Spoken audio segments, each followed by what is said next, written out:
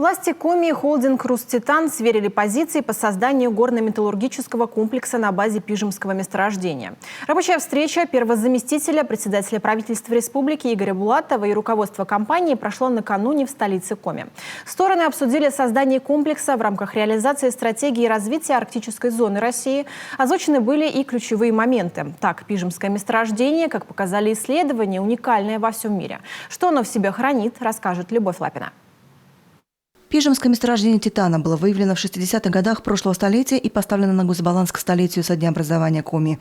Это результат десятилетних геологоразведочных и исследовательских работ группы компаний «Руститан» с федеральными научно-исследовательскими институтами и предприятиями. Сегодня горно-промышленный холдинг готов предоставить наработки последних лет, и они воодушевляющие.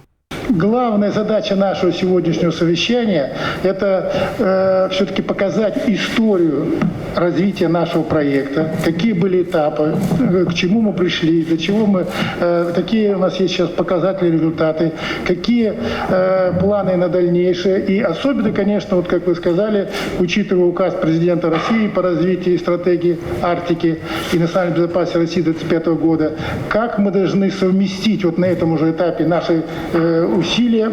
Как отмечает президент группы компании «Руститан» Анатолий Ткачук, холдинг проводит большую работу по всем направлениям.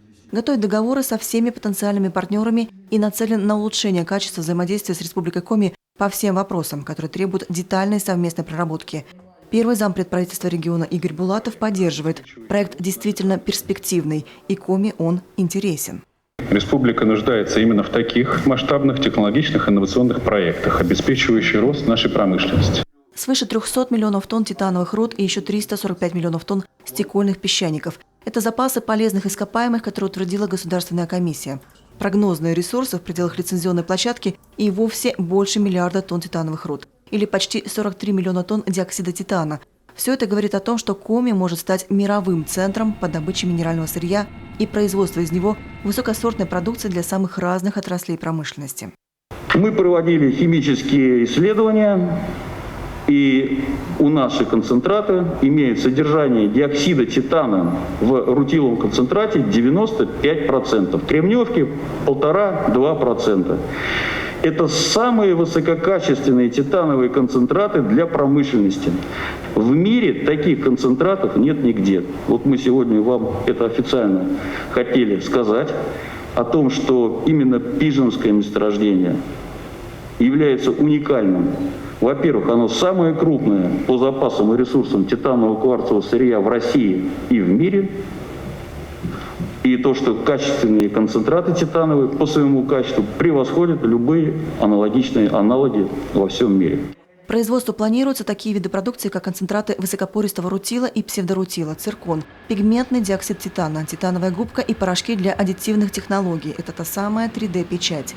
Стратегия развития компании включает в себя и создание химического комплекса на базе Бельгопского месторождения, известняка и Сереговского месторождения каменной соли.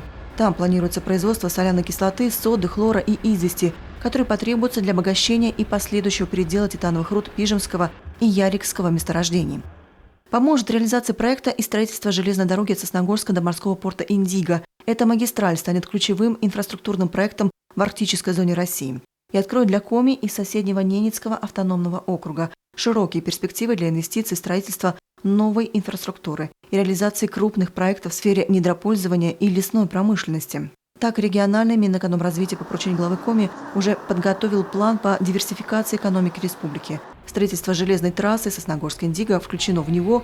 Сейчас этот план рассматривается всеми органами федеральной исполнительной власти, а это более 10 федеральных ведомств.